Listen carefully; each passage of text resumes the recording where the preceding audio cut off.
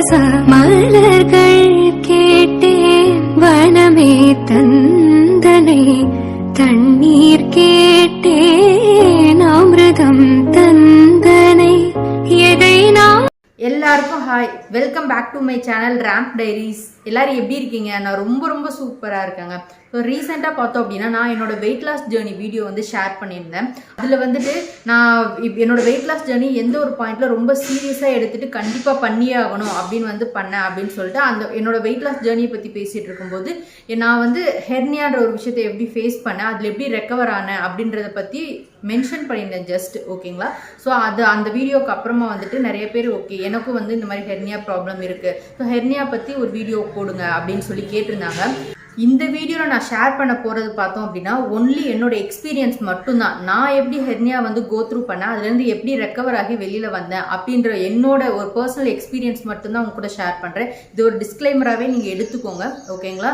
So நீங்கள் already கொஞ்சம் சிவியராக வந்து உங்களுக்கு இருக்குது, ஸோ உங்களுக்கு எதனா சர்ஜரி அந்த மாதிரி வந்து சஜஸ்ட் பண்ணியிருக்காங்க, பண்ணலாமா வேணாமா அப்படின்னு ஒரு மைண்ட் செட்டில் இருக்கீங்க அப்படின்னா உங்களுக்கு வந்து ஒரு அவேர்னஸ்க்காக உங்களுக்கு ஒரு ஐடியா வந்து கிடைக்கும். ஓகேங்களா? ஸோ அதுதான் உங்க கூட நான் ஷேர் பண்ண போகிறேன்.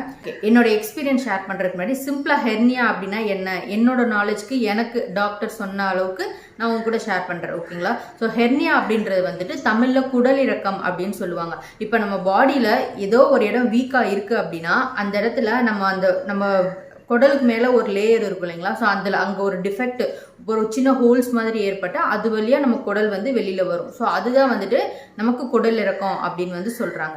இந்த ஏஜ் குரூப் பர்சனுக்கு மட்டும்தான் இது வரும் அப்படின்னு வந்து சொல்ல முடியாது. ஸோ குழந்தைகள்லேருந்து பெரியவங்க வரைக்கும் யாருக்கு வேணால் வரலாம் அப்படின்னு தான் வந்து டாக்டர் சொல்கிறாங்க. ஆனால் இது வர்றதுக்கு ஒரு சில ரீசன்ஸ் வந்து இருக்குது. அதை நம்ம ஸ்டார்டிங்லேயே கவனிக்காமல் விட்டுட்டோம் அப்படின்னா ஃபியூச்சரில் வரதுக்கான வாய்ப்பு இருக்குது அப்படின்னு வந்து சொல்கிறாங்க. ஸோ அந்த ரீசன்ஸ்லாம் என்ன அப்படின்றத நான் வீடியோட எண்டில் சொல்கிறேன், நம்ம தெரிஞ்சுக்கலாம். ஹெர்னியாலே வந்து நிறைய டைப் இருக்குங்க. ஸோ எனக்கு வந்து ஹெர்னியாக்கு பேர் வந்து அம்பிளிக்கல் ஹெர்னியா. ஓகேங்களா? ஸோ அம்பிளிக்கல் ஹெர்னியா அப்படின்னா நம்ம பெல்லி பட்டன் தொப்புள் இருக்கு இல்லைங்களா? ஸோ அந்த இடத்துல ஆல்ரெடி மசில் வந்து ரொம்ப ஸ்மூத்தாக வீக்காக தான் இருக்கும். ஸோ அந்த இடத்துல வந்து லேடிஸ் முக்கியமாக டெலிவரிக்கு அப்புறமா அம்பிளிக்கல் ஹெர்னியா அப்படின்ற ஒரு விஷயத்தை வந்து லேடிஸ் அதிகமாக ஃபேஸ் பண்ணுவாங்க.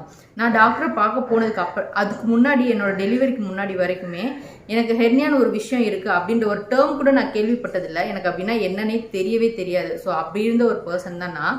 ஓகேங்களா?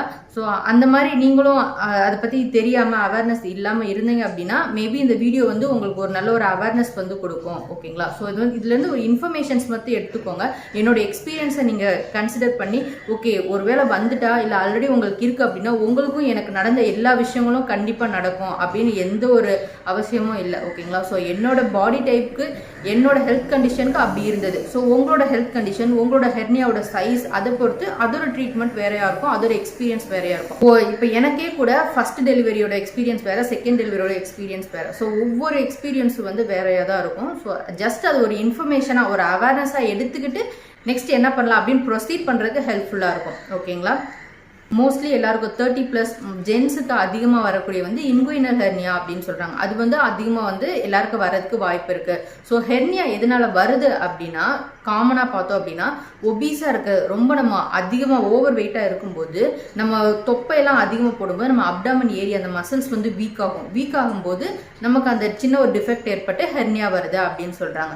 இன்னொன்று பார்த்தோம் அப்படின்னா ப்ரீவியஸாக சர்ஜரி எதுனா பண்ணியிருக்கோம் அப்படின்னா அந்த சர்ஜரி அந்த ஸ்டிச்சஸ்லாம் போட்டிருப்பாங்களா அந்த இடம் வந்து வீக்காக இருக்க வாய்ப்பு இருக்குது. ஸோ அந்த வீக்காக இருக்கிற இடத்துல ஹெர்னியா வரதுக்கு சான்சஸ் இருக்குது அப்படின்னு வந்து சொன்னாங்க. ஸோ எனக்கு வந்து ஹெர்னியா வந்து அம்பிளிக்கல் ஹெர்னியா. யூஸ்வலாக நம்ம ப்ரெக்னென்சி டைமில் நம்ம மசில்லாம் வந்து நல்லா விரிஞ்சு வயிறு நல்லா பெருசாகும். ஸோ ஆஃப்டர் டெலிவரி வந்து ஒரு சிலருக்கு வந்து அது நேச்சுரலாகவே க்ளோஸ் ஆகிரும், ஒரு சிலருக்கு வந்துட்டு அந்த கேப் அப்படியே இருக்கும். ஸோ அந்த நம்ம பெருசாக கண்டுக்காமல் அதை நம்ம அப்படியே விடும்போது அந்த இடம் ஆல்ரெடி நமக்கு அம்பிளிக்கல் ஏரியா வீக்காக தான் இருக்கும் இல்லைங்களா? ஸோ டெலிவரிக்கு அப்புறமா அது ஆல்ரெடி அந்த கேப் இருக்கிறதுனால ஸோ அந்த இடத்துல வந்து நம்ம ஹெர்னியா வரதுக்கு வாய்ப்பு இருக்குது. அந்த கேப் மூலமாக நம்மளோட குடல் வந்து வெளியில் வந்துட்டு அந்த இடம் ஹெர்னியா மாறுறதுக்கு வாய்ப்பு இருக்குது. ஸோ என்னோட ஃபர்ஸ்ட் டெலிவரிக்கு அப்புறமாவே வந்துட்டு என்னோட தொப்புள் ஏரியா வந்து கொஞ்சம் பல்ஜா டிஃப்ரெண்ட்டாக தான் இருந்தது. ஸோ அது எப்படி இருக்கும் அப்படின்னா லைட்டாக பல்ஜா வந்து இருக்கும். இங்கே இமேஜ் கொடுக்குறேன் பார்த்துக்கோங்க. ஸோ அந்த மாதிரி லைட்டாக பல்ஜா இருக்கும். அதை நம்ம கையை வச்சு அழுத்தணும் அப்படின்னா அது ஸ்மூத்தாக உள்ளே போய் வெளில வரும். ஸோ அந்த மாதிரி தான் இருக்கும். ஓகேங்களா? ஸோ இனிஷியலாகவே வந்துட்டு எல்லாருக்கும் பெயின்ஃபுல்லாக இருக்கும் அப்படின்னு வந்து சொல்ல முடியாது.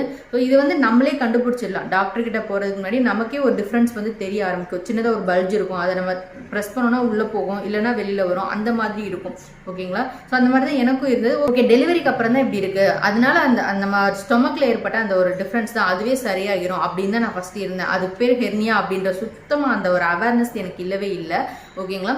அதுக்கப்புறம் அதோட தான் நான் ஒரு 3 இயர்ஸ் இருந்தேன். ஸோ அடுத்து என்னோட செகண்ட் ப்ரெக்னன்சி, என்னோட செக்கப்புக்கு போகும்போது யூஸ்வலாக நம்ம ப்ரெக்னன்சி டைமில் அந்த பெல்லி பட்டன் கொஞ்சம் பல்ஜாக இருக்கிறது நார்மல் தான். ஸோ அப்படி தான் நினச்சிட்டு இருந்தோம். டெலிவரிக்கு அப்புறமாவே இது கொஞ்சம் அப்படி தான் இருக்குது டாக்டர் அப்படின்னு சொல்லியிருந்தேன். சரி, ஓகே, நம்ம செகண்ட் டெலிவரி முடியட்டும், செகண்ட் டெலிவரிக்கு அப்புறமா அது அதுவாக சரியாகுதா, நம்ம அப்படி என்னன்றதை பார்க்கலாம் அப்படின்னு தான் டாக்டர் சொல்லியிருந்தாங்க தவிர அப்போவே அது பேர் ஹெர்னியா அப்படின்றதும் கூட எனக்கு வந்து தெரியல. ஓகேங்களா? சரி, ஓகே, டெலிவரிக்கு அப்புறம் ஆட்டோமேட்டிக்காக அதுவே சரியாகிரும் அப்படின்னு தான் வந்து நானும் அந்த செகண்ட் டெலிவரியை ஃபுல்லாக கோ த்ரூ பண்ணேன். செகண்ட் டெலிவரி முடிஞ்சு ஒரு 4 மந்த்ஸ்க்கு அப்புறமா வந்துட்டு மறுபடியும் அந்த பெல்லி ஏரியாவில் அந்த பெல்லி பட்டன் இருக்குல்ல, அது மட்டும் பல்ஜாவே இருந்தது, நல்ல பல்ஜாக இருந்தது, உள்ளே போகவே இல்லை, அது சரியாகவே இல்லை. அதை பற்றி ஒரு சிஸ்டர் கிட்ட கேட்கும்போது அது வந்து ஹெர்னியாவை இருக்க சான்ஸ் இருக்குது, செக் பண்ணி பாருங்க அப்படின்னு சொன்னாங்க. அப்போ தான் ஃபஸ்ட் டைம் அந்த ஹெர்னியா அப்படின்ற வார்த்தையே நான் கேள்விப்படுறேன். அதுக்கப்புறம் நம்ம தான் இப்போ மொபைல் இருக்குது, ஒரு விஷயத்த கேள்விப்பட்டால் சும்மா இருக்குமா, ஸோ டக்குன்னு கூகுள் பண்ண ஸ்டார்ட் பண்ணேன். ஓகே, ஹெர்னியானா என்ன அப்படின்னு வந்து தெரிஞ்சுக்கிட்டேன். ஓகேங்களா? ஓகே, அப்புறம் இமீடியட்டாக வந்துட்டு எனக்கு பேபி 6 மந்த்ஸ் செக்கப் இருந்தது. ஸோ பாப்பாவுக்கு செக்கப் கூட்டிகிட்டு போயிட்டு என்னோட ஸ்டிச்சஸ்லாம் எப்படி இருக்குது அப்படின்றதெல்லாம் ஃபுல்லாக செக் பண்ணிவிட்டு என்னோட ஒரு பாடி செக்கப் பண்ணிவிட்டு அப்புறமா டாக்டர்கிட்ட கேட்கும்போது ஆமாம் இது வந்து அம்பிளிக்கல் ஹெர்னியா தான், ஸோ வந்து கொஞ்சம் பெருசாக இருக்கிற மாதிரி தான் இருக்குது, நம்ம வந்துட்டு ஸ்கேன் பண்ணி பார்த்துட்டு அது எந்த அளவுக்கு இருக்குது அப்படின்றத பார்த்துட்டு நம்ம டிசைட் பண்ணிக்கலாம் அப்படின்னு சொல்லிட்டு எனக்கு ஸ்கேன் தான் வந்து கொடுத்துருந்தாங்க. ஓகேங்களா? ஸோ ஸ்கேன் வந்து எதுக்காக ஸ்கேன் பண்ண, normal abdomen scan plus CT scan வந்து எடுக்க சொன்னாங்க. அது எதுக்குன்னா அந்த ஹோலோட டெப்த் எவ்வளோவா இருக்குது, அதோட சைஸ் என்னவா இருக்குது அப்படின்றத வந்து செக் பண்ணுறதுக்கு, அதோட சிவியாரிட்டி, இப்போ அந்த குடல் ஆக்டிவாக இருக்கா இல்லை அந்த கேப்பில் போயிட்டு ஒரு சிலருக்கு இதெல்லாம் ரொம்ப சிவியரான கண்டிஷனில் வரும் அப்படின்னு வந்து சொன்னாங்க. அந்த குடல் அந்த கேப்பில் மாட்டிட்டு அதில் ரத்த ஓட்டம் போகாமல் அது அப்படியே அழுகி போகிறோமா, அந்த மாதிரி கூட ஆகுமா, அது ரொம்ப ரொம்ப சிவியர், ரொம்ப ரேர் கேஸ்க்கு அப்படி இருக்கும் அப்படின்ற மாதிரி சொன்னாங்க. இது வந்து ஸ்டார்டிங்லேயே எனக்கு வந்து பெயின் எதுவுமே இல்லை. மோஸ்ட்லி வந்துட்டு ஹெர்னியா வந்த புதுசில் வந்துட்டு பெயின் எதுவுமே இருக்காது. ஓகேங்களா? ஸோ பெயின் எதுவும் இல்லைல்ல அப்படின்னு சொல்லி நம்ம கண்டுக்காமல் விடுறதும் ஒரு நல்ல விஷயம் இல்லை என்னை பொறுத்த வரைக்கும். சிடி ஸ்கேன் பார்த்துட்டு அதோட சைஸ் பார்த்துட்டு டாக்டர் சொன்னாங்க இது வந்து ஆப்ரேட் தான் பண்ணணும் அப்படின்னு சொன்னாங்க. நான் கேட்டிருந்தேன் இது வந்து ஆப்ரேஷன் இல்லாமல் சர்ஜரி இல்லாமல் நம்மளால் சரி பண்ண முடியாத டாக்டர் அப்படின்னு கேட்டிருந்தேன். ஸோ இது வந்து நம்ம மசிலில் ஏற்பட்டிருக்க ஒரு விஷயம்ப்பா, ஸோ இதை வந்து நம்ம வெளியில் எக்ஸ்டர்னலாக பண்ணுறது சான்ஸ் இல்லை, அதுவும் உங்களுக்கு கொஞ்சம் சைஸ் பெருசாகவே இருக்குது, ஸோ கண்டிப்பாக ஆப்ரேஷன் தான் பண்ணணும் அப்படின்னு சொல்லிட்டாங்க. சரி, ஓகே, இது இப்போ உடனே பண்ணணுமா அப்படின்னு கேட்டிருந்தேன். ஸோ உடனே பண்ணணும்னு அவசியம் இல்லை, உங்களுக்கு பெயின் எதுவும் இல்லைன்னு சொல்கிறீங்க. ஸோ வந்துட்டு நீங்கள் உங்களுக்கு எப்போ டைம் இருக்கோ, நீங்கள் எப்போ ப்ரிப்பேர்டாக இருக்கீங்களோ நீங்கள் வந்து பண்ணலாம். ஆனால் இப்படி ஒரு விஷயம் நம்ம உடம்புல இருக்குது அப்படின்னு தெரிஞ்சுக்கிட்டா அதை எப்படி சரி பண்ணுறது, நம்ம நல்லா ஸ்டேபிளாக இருக்கும்போதே அதை சரி பண்ணிக்கிறது தான் வந்து நல்ல ஒரு விஷயம். இதை நம்ம கண்டுக்காமல் விட்டோம் அப்படின்னா, இப்போ ரீசெண்டாக கூட ஒரு பேஷண்ட் வந்து அட்மிட் ஆனாங்க, ரொம்ப சிவியர் எக்ஸ்ட்ரீம் பெயினில் வந்து அட்மிட் ஆனாங்க. ஸோ அது வந்து ரொம்ப டிஃபிகல்ட்டாக ஆகிரும், நம்ம குடலே வந்துட்டு பாதிக்கிற அளவுக்கு குடல் கட் பண்ணி ஜாயின் பண்ணுற மாதிரி கூட போகிறோம். ஸோ கண்டிப்பாக அப்படி ஆகும்னு சொல்ல முடியாது, மேபி அப்படி ஆகிற சான்சஸ் இருக்குது. ஸோ நீங்களே வந்து டிசைட் பண்ணிக்கோங்க அப்படின்னு வந்து சொல்லியிருந்தாங்க. நாங்கள் நல்லா யோசிச்சு பார்த்துட்டு சரி ஓகே ஸ்டார்டிங்லேயே க்யூர் பண்ணுறதா வந்து பெஸ்ட்டாக இருக்கும். இப்போவே நம்ம வந்துட்டு இப்போ தான் டெலிவரி முடிஞ்சிருக்கு, ஒரு ரெக்கவர் பீரியடில் இருக்கும். ஸோ நம்ம அதையும் சேர்த்து பண்ணிவிட்டு ஃபுல்லாக ரெக்கவர் ஆகிடலாம், கம்ப்ளீட்டாக ரிலீஃப் ஆகிடலாம் அப்படின்னு சொல்லிட்டு டிசைட் பண்ணிவிட்டு ஓகே டாக்டர்கிட்ட நெக்ஸ்ட்டு போனோம். போய் சஜஷன் கேட்கும்போது இது வந்து ஒரு மைனர் சர்ஜரின்னு சொல்ல முடியாது, மேஜர்னு சொல்ல முடியாது, பண்ணலாம் அப்படின்ற மாதிரி சொல்லியிருந்தாங்க. சரி, அந்த இடத்துல தான் நான் யோசித்தேன், சரி ஓகே நம்ம வந்துட்டு இந்த மாதிரி ஒரு விஷயம் இருக்குது, அது எப்போ சிவியர் ஆகிருமோ, அது எப்படி ஆகிருமோ அப்படின்னு நமக்கு ஒரு மாதிரி பயந்துட்டே அது கூடவே ட்ராவல் பண்ணுறதுக்கு அதை நம்ம சரி பண்ணிவிட்டு நம்ம நார்மல் லைஃப்குள்ளே வந்துடலாம் அப்படின்னு தான் ஃபஸ்ட் நான் டிசைட் பண்ணிட்டு ஓகே நம்ம வந்து சர்ஜரி பண்ணிடலாம். அவங்களும் அதான் சொன்னாங்க, நம்ம இப்போ ஸ்டேபிளாக நம்மளே போய் பண்ணுறோம் அப்படின்னா நம்ம ப்ராப்பராக வந்து நம்ம ஹார்ட் ரேட்டு, நம்ம ப்ரெஷர் எல்லாமே ப்ராப்பராக எல்லாமே செக் பண்ணி எக்ஸ்ரேஸ் எல்லாமே எடுத்து நம்ம ஸ்டேபிளான ஒரு மைண்ட் செட்டோட போய் நம்மளை ஆப்ரேஷன் பண்ணுவாங்க. ஸோ நம்ம ரெக்கவர் ஆகிற ப்ராசஸும் நமக்கு ஈஸியாக இருக்கும் அப்படின்னு வந்து சொல்லியிருந்தாங்க. ஓகே நெக்ஸ்ட் வந்து சர்ஜரி பண்ணிடலாம் அப்படின்னு டிசைட் பண்ணியாச்சு. அடுத்து அதை என்ன பண்ணலாம், ஓப்பன் சர்ஜரி பண்ணலாமா இல்லை லேப்ரோஸ்கோப் மாதிரி பண்ணலாமா அப்படின்னு சொல்லி வந்து கேட்கும்போது மோஸ்ட்லி இப்போலாம் வந்துட்டு ஹெர்னியா லேப்ரோஸ்கோப்பில் தான் பண்ணுறாங்க. நான் வந்து 2 இயர்ஸ் ஆச்சு நான் இப்போ சர்ஜரி பண்ணி. ஸோ ஆனால் அந்த ஒவ்வொரு டாக்டர்ஸும் ஒவ்வொன்றும் வந்து ஃபாலோ பண்ணுவாங்களே. ஸோ அவங்க வந்து சொன்னது ஓப்பன் பண்ணால் பெஸ்ட்டாக இருக்கும். யூஸ்ஃபுல்லாக ஹெர்னியா சர்ஜரி எப்படி பண்ணுவாங்க அப்படின்னா, இப்போ நம்ம அந்த ஏரியா டிஃபெக்ட் ஆகியிருக்கும், அங்கே ஒரு ஹோல் இருக்கும் இல்லைங்களா, ஸோ அது ஓப்பன் பண்ணி நம்மளோட குடல் வந்து உள்ளே தள்ளிட்டு அந்த கேப் வந்து ஸ்டிச்சஸ் போட்டு க்ளோஸ் பண்ணிட்டு அதுக்கு மேலே வந்துட்டு ஒரு மெஷ் மாதிரி ஒன்று வைப்பாங்க. ஓகேங்களா, அது வந்து மெடிக்கல் டேர்மில் ஃபாரின் பாடி அப்படின்னு வந்து சொல்லுவாங்க. ஒரு மெஷ் வந்து வைப்பாங்க, எக்ஸ்டர்னலாக வெளியிலேருந்து போய் வச்சுட்டு அது நம்ம கொஞ்ச நாள் ஆக அந்த மெஷ் வந்து அப்படியே டீகம்போஸ் ஆகி நம்ம ஸ்கின்னாக மாறிடும். அது ஒரு லேயர் வந்து நம்ம எக்ஸ்ட்ரா சேஃப்டிக்காக அந்த லேயர் வந்து வைப்பாங்க. வச்சு இப்படி தான் வந்து ஹெர்னியா சர்ஜரி நடக்கும். ஸோ நம்ம லேப்ரோஸ்கோப்பில் பண்ணுற விட ஓப்பனில் பண்ணும்போது நல்லா கொஞ்சம் பெரிய மெஷ்ஷாக வைக்கலாம். ஸோ இன்னும் கொஞ்சம் நல்லா இருக்கும். நான் வந்து மோஸ்ட்லி வந்து ஓப்பன் சர்ஜரி தான் ப்ரிஃபர் பண்ணுவேன் அப்படின்னு வந்து என்னோட டாக்டர் வந்து சொல்லியிருந்தாங்க. சரி ஓகே, பெஸ்ட்டாக இருக்கும்னு சொல்கிறாங்களே அப்படின்னு சொல்லிட்டு நாங்களும் ஓப்பன் சர்ஜரிக்கு போயாச்சு. ஆப்ரேஷன் நல்லபடியாக முடிஞ்சது. ஒரு 3 days ரெஸ்ட் எடுத்துட்டு மறுபடியும் வீட்டுக்கு வந்தாச்சு. வீட்டுக்கு வந்து ஒரு 1 week நல்லா ரெஸ்ட் எடுத்துட்டு அதுக்கப்புறம் கொஞ்சம் கொஞ்சமாக என்னோட பேக் டு லைஃப் வந்து ஸ்டார்ட் ஆச்சு. அந்த ஸ்டிச்சஸ் பெயின் மட்டும் இருந்தது. ஸோ அது வந்து ரொம்ப அன்பியரபிளாக இல்லை, ஓகே, பேலன்ஸ் பண்ணுற மாதிரி தான் இருந்தது பெயின். ஸோ நெக்ஸ்ட் ஒரு 20-25 days வந்து சின்ன சின்ன ஒர்க்லாம் பண்ணிட்டு நார்மலாக போயிட்டு இருந்தது. 25 daysக்கு அப்புறம் தான் என்னோட ரியலாக என்னோட பாடி வந்து ரியாக்ட் பண்ண ஆரம்பிச்சதுங்க. ஸோ இது வந்து ரொம்ப டோட்டலி நான் எக்ஸ்பெக்ட் பண்ணாத, ரொம்ப நான் மறக்கணும்னு நினைக்கிற ரொம்ப டஃப்பான ஃபேஸ் என்னோட லைஃப்பில். ஓகேங்களா, ஸோ என்ன ஆச்சு அப்படின்னா என்னோட தொப்புளில் இருந்து ஒரு மாதிரி தண்ணியாக வர ஆரம்பிச்சது. அது வந்து மெடிக்கல் டேர்மில் வந்து செரோமா வாட்டர் அப்படின்ற மாதிரி சொல்லுவாங்க. ஓகேங்களா, ஸோ யூஸ்வலாக பெரிய சர்ஜரிலாம் பண்ணதுக்கப்புறம் நம்ம பாடியில் வந்து நிறைய வேஸ்ட் வாட்டர் வந்து ப்ரொடியூஸ் ஆகும். அது வந்து வெளியில் போகிறதுக்கு ஒரு டியூப் மாதிரி ஒன்று வச்சுருப்பாங்க நம்ம ஹாஸ்பிட்டலில் இருக்கும். அந்த டியூப் வழியாக அது ஃபுல்லாக வெளியில் போயிடும். ஓகேங்களா, ஸோ எனக்கு என்ன ஆச்சு அப்படின்னா ஒரு 25 daysக்கு அப்புறமா தொப்புள் வழியாக அந்த வாட்டர் வந்து லீக் ஆகி வர ஆரம்பிச்சது. ஸோ என்னதான் இது தண்ணி மாதிரி வருது அப்படின்னு சொல்லிட்டு டாக்டர் போய் பார்க்கும்போது அவங்க சொன்னாங்க சர்ஜரி பண்ண டைம் இப்போ தான் சர்ஜரி முடிஞ்சிருக்கு. ஸோ இது வந்து நார்மல் தான், மேபி வந்துட்டு 1 or 2 days வந்து நம்ம அதை வந்து ட்ரெஸ்ஸிங் பண்ணி விடலாம். ஸோ அதை உள்ள எதனா சின்ன புண்ணு எதனா இருந்திருக்கலாம். ஸோ அந்த மாதிரி இருந்தால் டக்குன்னு கொஞ்சம் வாட்டர் செக்ரிகேட் ஆகி வந்திருக்கலாம். இது சரியாகிடும். ஒரு 2-3 days வந்து நம்ம ட்ரெஸ்ஸிங் பண்ணலாம், சரியாகுதான்னு பார்க்கலான்னு சொல்லிட்டு ஆன்டிபயோட்டிக்ஸ் அந்த டேப்லெட்ஸ்லாம் கொடுத்துட்டு எனக்கு ட்ரெஸ்ஸிங் பண்ணாங்க. 4-5 days ஆச்சு, சரியாகவே இல்லை. ட்ரெஸ்ஸிங் டெய்லி மார்னிங் ஒரு டைம் ஈவினிங் ஒரு டைம் அப்படின்னு 2 times ட்ரெஸ்ஸிங் பண்ணுவாங்க.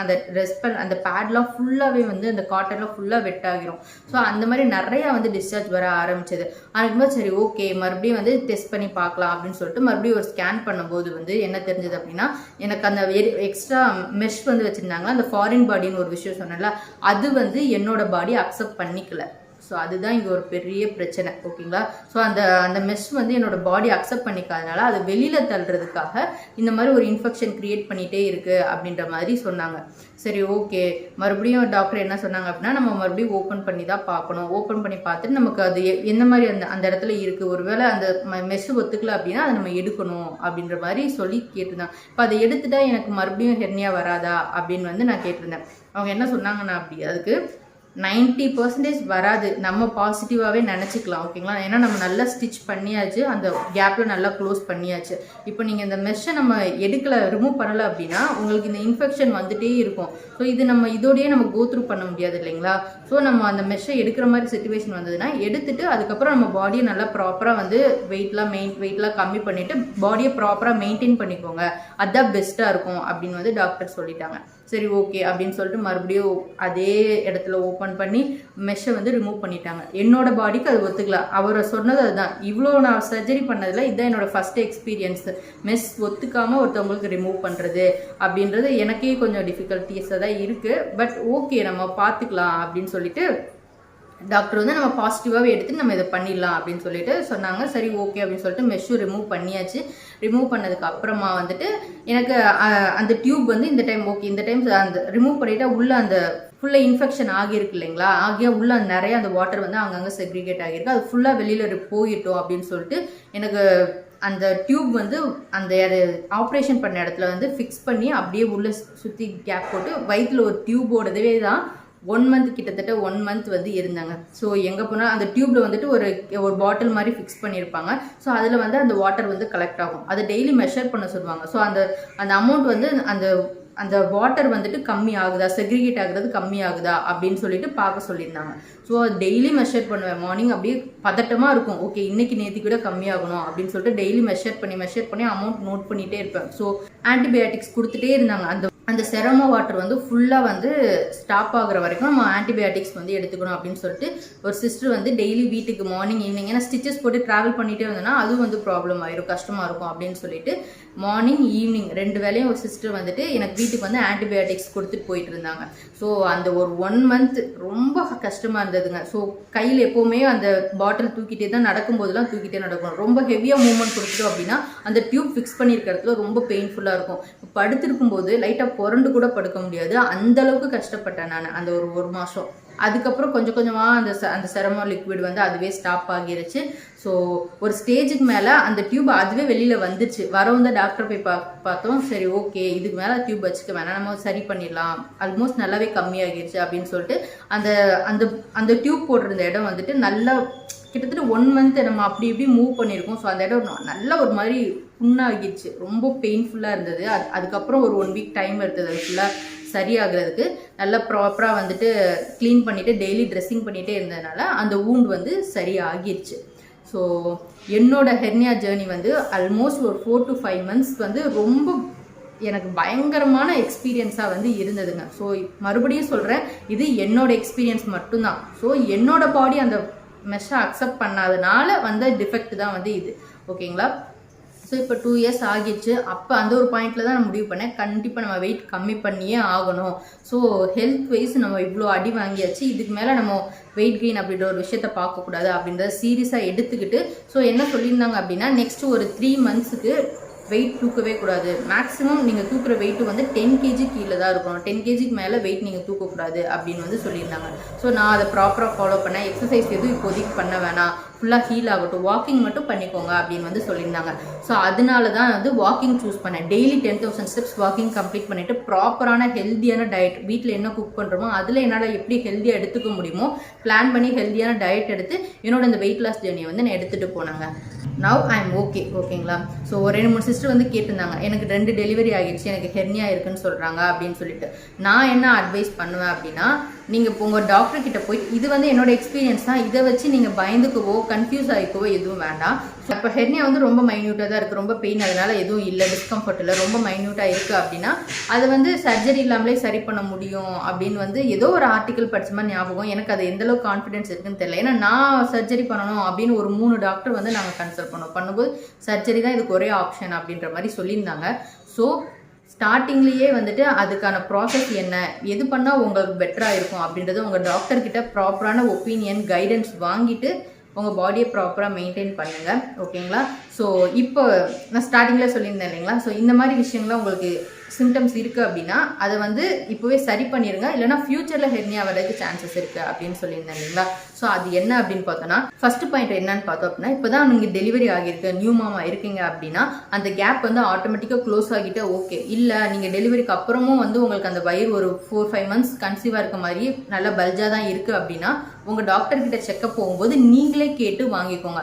அந்த கேப் க்ளோஸ் ஆகி நம்ம அப்டமன் மசில் வந்து ஸ்ட்ரென்தன் ஆகிறதுக்கு ஒரு சில ஒர்க் அவுட்ஸ் இருக்குது, அது உங்கள் டாக்டர் கிட்ட கேட்டால் அவங்களே சொல்லுவாங்க. ஸோ அந்த ப்ராப்பரான கைடன்ஸ் வாங்கிட்டு வந்து அந்த ஒர்க் அவுட்ஸ் ப்ராப்பராக பண்ணி உங்களோட அப்டமன் மசில்ஸ் வந்து ஸ்ட்ரென்தன் பண்ணி வச்சுக்கோங்க. இல்லை அதை அப்படியே கண்டுக்காமல் விட்டோம் அப்படின்னா ஃப்யூச்சரில் நமக்கு அம்பிளிக்கல் ஹெர்னியா வர்றதுக்கு நிறைய சான்சஸ் இருக்குது. ஓகேங்களா? அப்புறமா பார்த்தோம் அப்படின்னா, இப்போ ஒரு சிலருக்கு நல்ல வறட்டு இருமல் வந்துட்டே இருக்கும், அதிகமாக இருமிட்டே இருக்காங்க, தும்மிட்டே இருக்காங்க, ஒரு நாளைக்கு 80 to 100 டைம் அடிக்கடி இருமிட்டே இருக்காங்க அப்படின்னா நம்ம ஒவ்வொரு டைம் இருமும் போதும் நம்மளோட வயிறுக்கு வந்து ப்ரெஷர் போடுறோம். ப்ரெஷர் போடும்போது நமக்கு வந்து அந்த ஏரியா வீக் ஆகி அங்கே டிஃபெக்ட் ஏற்பட்டு ஹெர்னியா வர சான்ஸ் இருக்குது. ஸோ அதிகமாக இருமல் இருக்குது, அதிகமாக தும்மிட்டே இருக்கீங்க அப்படின்னா அதுக்கான ரீசன் என்ன அப்படின்றத ஃபைண்ட் பண்ணி அதை ஸ்டார்டிங்லேயே சரி பண்ணிடுங்க.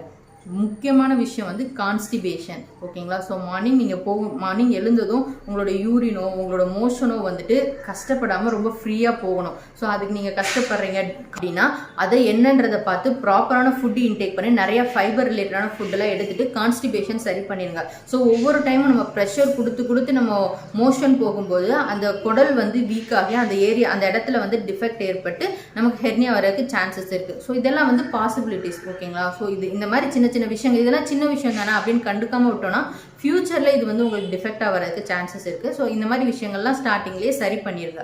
ஓகேங்களா? சரி, ஓகே. இப்போ நான் என்னோட ஸ்டோரி உங்ககிட்ட ஷேர் பண்ணியிருந்தேன் இல்லைங்களா? ஸோ நான் என்னெல்லாம் விஷயங்கள்லாம் ஃபேஸ் பண்ணேன் அப்படின்றத ஷேர் பண்ணியிருந்தேன். இப்போ நான் ரொம்பவே நல்லா இருக்கேன், ஆக்டிவாக இருக்கேன், எனக்கு இப்போ எந்த ப்ராப்ளம் இல்லை. ஓகேங்களா? ஸோ இப்போலாம் வந்துட்டு சர்ஜரி இன்னும் ஈஸி ஆகிடுச்சு. மோஸ்ட்லி 80 to 90% வந்துட்டு லேப்ரோஸ்கோப் மூலமாக தான் வந்துட்டு ஹெர்னியா சர்ஜரி பண்ணுறாங்க. ஜஸ்ட் ஒரு சின்ன ஹோல் போட்டு அது மூலமாகவே ஆப்ரேட் பண்ணி அது டிஃபெக்டை வந்து சரி பண்ணிடுறாங்க. ஓகேங்களா? ஸோ அந்த லேப்ரோஸ்கோப் மூலமாக பண்ணீங்க அப்படின்னா ஜஸ்ட் 1 day தான் ஹாஸ்பிட்டலில் இருக்க மாதிரி இருக்கும். ஆப்ரேஷன் பண்ண 3rd day வந்து நீங்கள் ஒர்க்கு கூட போகலாம். ஸோ அந்தளவுக்கு பெயின் எதுவுமே இருக்காது, ரொம்ப மைல்டானது தான் அப்படின்னு வந்து சொல்கிறாங்க. ஆனால் நெக்ஸ்ட் 3 monthsக்கு வெயிட் மட்டும் தூக்காமல் இருக்கணும். மற்றபடி நீங்கள் எல்லா விஷயங்களும் யூஸ்வலாக சர்ஜரி பண்ணோடனே வந்து ஸ்டெப்ஸ் ஏறி நடக்கலாமா, வாக்கிங் போகலாமா, குனிஞ்சு நிமிர்ந்து பண்ணலாமா, கீழே உட்காரலாமா, ஸோ அந்த மாதிரி விஷயங்கள்லாம் கேட்பாங்க. ஸோ ஸ்டிச்சஸ் போட்டால் வந்துட்டு ஒரு 1 month வரைக்குமே வந்து நம்ம கொஞ்சம் கேர்ஃபுல்லாக இருக்கணும், அந்த ஸ்டிச்சஸ்லாம் வந்து எதுவும் அஃபெக்ட் ஆகாமல் இருக்கிறதுக்கு. மற்றபடி லேப்ரோஸ்கோப்பில் சின்ன ஹோல் போட்டு பண்ணுறதுனால 3rd day வந்து நீங்கள் back to normal, back to ரொட்டீனுக்கு வந்து போயிடலாம் அப்படின்னு தான் வந்து டாக்டர்ஸ் வந்து சொல்கிறாங்க. ஓகேங்களா? ஸோ என்னை பொறுத்த வரைக்கும் என்னோட ஒப்பீனியன் தான், இப்போ ஹெர்னியா இருக்கு அப்படின்னு தெரிஞ்சிருச்சு அப்படின்னா அதை ப்ராப்பராக டாக்டர் கிட்ட கன்சல்ட் பண்ணிட்டு நம்ம ஸ்டேபிளாக இருக்கும்போதே நல்ல மைண்ட் செட் பண்ணி அதை ப்ராப்பராக ட்ரீட் பண்ணுறது தான் வந்து நல்லது அப்படின்றது என்னோட ஒப்பீனியன். ஓகேங்களா? ஸோ என்னோட ஃபேஸ் வந்து இருக்கிறதுலே ரொம்ப ஒரு 1000ல் ஒருத்தருக்கு நடக்கும் அப்படின்ற மாதிரி ஒரு கேஸ்னு கூட வச்சுக்கலாம். ஓகேங்களா? ஸோ இவ்வளோ விஷயங்கள் நான் உங்ககிட்ட ஷேர் பண்ணியிருக்கேன். எனக்கு இவ்வளோ பேட் எக்ஸ்பீரியன்ஸ் இருக்குது. அந்த ஒரு 6 months டைம் பீரியட் வந்து ரொம்ப கஷ்டமாக தான் இருந்தது. But now I am totally okay. ஓகேங்களா? So regular day to day life வந்தாச்சு. ஒரு டென்ஷன் ஃப்ரீயாக, ப்ரெஷர் இல்லாமல் நார்மலாக வந்து எடுத்துகிட்டு போக முடியுது. சப்போஸ் நான் இப்போ அந்த டெசிஷன் எடுக்காமல் அந்த ஹெர்னியாவோடையே ட்ராவல் பண்ணிட்டு இருந்தேன் அப்படின்னா நான் இன்னும் மென்டலி வீக்காக தான் ஆகியிருப்பேன் அப்படின்றது என்னோட ஒப்பீனியன். என்னோட மைண்ட் செட் எப்படி அப்படின்றது எனக்கு தானே தெரியும். ஓகேங்களா? ஸோ டெய்லி ஓகே இந்த வெயிட்டை தூக்குனா இப்படி ஆகிருமோ, சின்னதாக ஒரு பெயின் வந்தால் கூட, ஏன்னா அந்த ஹெர்னியா வந்து சிவியர் ஆகும்போது பயங்கரமான ஒரு பெயின் வரும். அந்த பெயின் நம்மளால் டாலரேட்டே பண்ணிக்க முடியாது அப்படின்னு சொல்லுவாங்க. எனக்கு இதுக்கு முன்னாடியே கூட லைட்டாக சுருக்குன்னு அந்த ஹெர்னியா இருந்தபோது சுருக்குன்னு குத்துற மாதிரி ஒரு பெயின் வந்து இருக்கும். ஓகேங்களா? அது ஹெர்னியா இருந்தால் அந்த பெயின் வருமா? ஸோ அது வந்து ஹெர்னியா பெயின் தான் அப்படின்றது எனக்கு அப்போ தெரியல. ஏதோ சூடு வலி அப்படின்ற மாதிரி நினச்சிட்டு நான் அதை இக்னோர் பண்ணிட்டேன். ஓகேங்களா? ஸோ பெயினே இல்லை, எனக்கு நார்மலாக தான் இருக்குது, எனக்கு ரொம்ப டிஸ்கம்ஃபர்ட் இல்லை. உங்கள் டாக்டர்கிட்ட கேட்டுட்டு ஓகே நம்ம கொஞ்சம் நாள் கழிச்சு பார்த்துக்கலாம் அப்படின்னு உங்கள் டாக்டர் சஜஸ்ட் பண்ணாங்க. தட்ஸ் ஓகே, நார்மலாக நீங்கள் எடுத்துகிட்டு போயிடலாம், நோ ப்ராப்ளம். ஓகேங்களா? அதுவே அவங்க கொஞ்சம் பெருசாக இருக்குது, ஸோ வந்துட்டு எவ்வளோ சீக்கிரம் பண்ணுறோமோ அவ்வளோ நல்லது அப்படின்ற மாதிரி சஜஷன் கொடுத்தாங்க அப்படின்னா நீங்கள் அந்த ஆப்ஷன் சூஸ் பண்ணிக்கோங்க. அப்புறமா பார்த்துக்கலாம் அப்படின்னு தள்ளி போகிற விட ஸ்டார்டிங்லேயே அதை ரிப்பேர் பண்ணி நம்ம நெக்ஸ்ட்டு வந்து ஒரு ஹெல்த்தியான லைஃப்குள்ளே போகிறதா வந்துட்டு ஐ திங்க் நல்ல டெசிஷன் அப்படின்னு நான் நினைக்கிறேன். ஓகேங்களா? ஸோ நான் வந்து ஒரு நல்ல ஒரு டெசிஷன் தான் எடுத்தேன். ஸோ அதுலேருந்து ஃபுல்லாக ரெக்கவர் ஆகிட்டேன். இப்போ ஐ எம் கம்ப்ளீட்லி ஆல்ரைட். அதுக்கப்புறமா தான் நான் ஃபிட்னஸ் மேலே ஒரு ஆசை வந்தது. ஓகேங்களா? ஸோ இன்னும் வந்துட்டு என்னோட அந்த ஃபிட்னஸ் ஜேர்னி வந்து கம்ப்ளீட் ஆகலை. ஸோ நான் நினச்ச மாதிரி நல்ல ஒரு வெயிட் லாஸ் வந்து பார்த்துட்டேன், ஹாப்பியாக இருக்குது. ஆனால் நான் ஃபிட்டாக இருக்கேனா அப்படின்றது வந்து எனக்கு இன்னும் ஒரு கொஷின் மார்க்காக தான் இருக்குது. ஸோ அதுக்காக தான் இன்னும் ஒர்க் பண்ணிகிட்டு இருக்கேன். இன்னும் என்னோட பெல்லி ஏரியாவில் வந்துட்டு லைட்டாக சின்னதாக வந்து வயிறு பெருசாக தான் இருக்குது. அந்த கேப் வந்துட்டு முன்னாடி ஒரு 4 fingers இருந்தது, இப்போ 2 fingers வரை கம்மியாகி இப்போ ஒரு 1.5 finger போகிற அளவுக்கு தான் வந்து கேப் இருக்குது. ஸோ அந்த டயாசிஸ் ரெக்டைக்கான அந்த ஒர்க் அவுட்ஸ்லாம் வந்துட்டு இன்னும் கொஞ்சம் நல்லா ஃபோக்கஸ் பண்ணி இன்டென்சிவாக ஒர்க் அவுட்ஸ் பண்ணி அந்த கேப் ஃபுல்லாக க்ளோஸ் பண்ணி நம்மளோட அப்டமன் ஏரியா வந்து ஸ்ட்ரென்தன் பண்ணணும் அப்படின்றதா வந்துட்டு என்னோட மைண்ட் செட்டாக இருக்குது நெக்ஸ்ட் ஃபியூ மந்த்ஸுக்கு. ஸோ சூப்பராக எக்ஸசைஸ் பண்ணி என்னோட அப்டமன் ஏரியாவை நல்லா ஃபிக்ஸ் பண்ணணும் அப்படின்றது தான் நெக்ஸ்ட் என்னோட கோலாக இருக்குது. ஸோ மறுபடியும் சொல்கிறேன், இது வந்து என்னோட எக்ஸ்பீரியன்ஸ் தான். இது இப்படி தான் உங்களுக்கு நடக்குமோ அப்படின்னு நினச்சி கன்ஃபியூஸ் ஆகிக்க வேணாம், பயந்துக்க வேணாம். ஓகேங்களா? ஜஸ்ட் இது வந்து ஒரு அவேர்னஸ், ஒரு இன்ஃபர்மேஷனாக எடுத்துக்கிட்டு உங்களோட ப்ராப்பரான ட்ரீட்மெண்ட்டை உங்களோட டாக்டரை பார்த்து நீங்கள் வந்து கன்சல்ட் பண்ணி எடுத்துகிட்டு போங்க. ஓகேங்களா? ஸோ ஹோப் இந்த வீடியோ உங்களுக்கு யூஸ்ஃபுல்லாக இருக்கும், சம்திங் இன்ஃபர்மேட்டிவாக இருக்கும் அப்படின்னு வந்து நினைக்கிறேன். எவ்ரி வீக் Thursday வந்துட்டு நம்ம சேனலில் வீடியோஸ் கொடுத்துட்டே இருக்க போகிறோம். ஸோ மிஸ் பண்ணாமல் எல்லா வீடியோஸும் பாருங்கள், கண்டிப்பாக உங்களுக்கு யூஸ்ஃபுல்லாக இருக்கும். இதே மாதிரி இன்னும் ஒரு சூப்பரான வீடியோவோட சீக்கிரமே உங்களை மீட் பண்ணுறேன். இந்த வீடியோ நிஜமாவே யூஸ்ஃபுல்லாக இருக்குது அப்படின்னு நினச்சிங்கன்னா லைக் பண்ணுங்கள், கமெண்ட் பண்ணுங்கள், நிறைய ஷேர் பண்ணுங்கள். மறக்காமல் சப்ஸ்கிரைப் பண்ணி வச்சுக்கோங்க, பெல் ஐக்கான் கிளிக் பண்ணிக்கோங்க. அப்போ தான் நம்ம கொடுக்கக்கூடிய வீடியோஸ் எல்லாம் மிஸ் ஆகாமல் உங்களுக்கு நோட்டிஃபிகேஷனில் வரும். ஸோ ஒரு சில நோட்டிஃபிகேஷன் ஆன் பண்ணலன்னு நினைக்கிறேன். ஸோ செக் பண்ணிக்கோங்க. செக் பண்ணிவிட்டு every week Thursday afternoon 12 o'clock நம்ம வீடியோ வந்து வரும். ஸோ மிஸ் பண்ணாமல் பாருங்கள், கண்டிப்பாக உங்களுக்கு யூஸ்ஃபுல்லாக இருக்கும். Thanks for watching. Tata bye. Gamari magari sani re sa pamagama magari sani re sa gama sani sa dhani mada gamari ka sa ni sa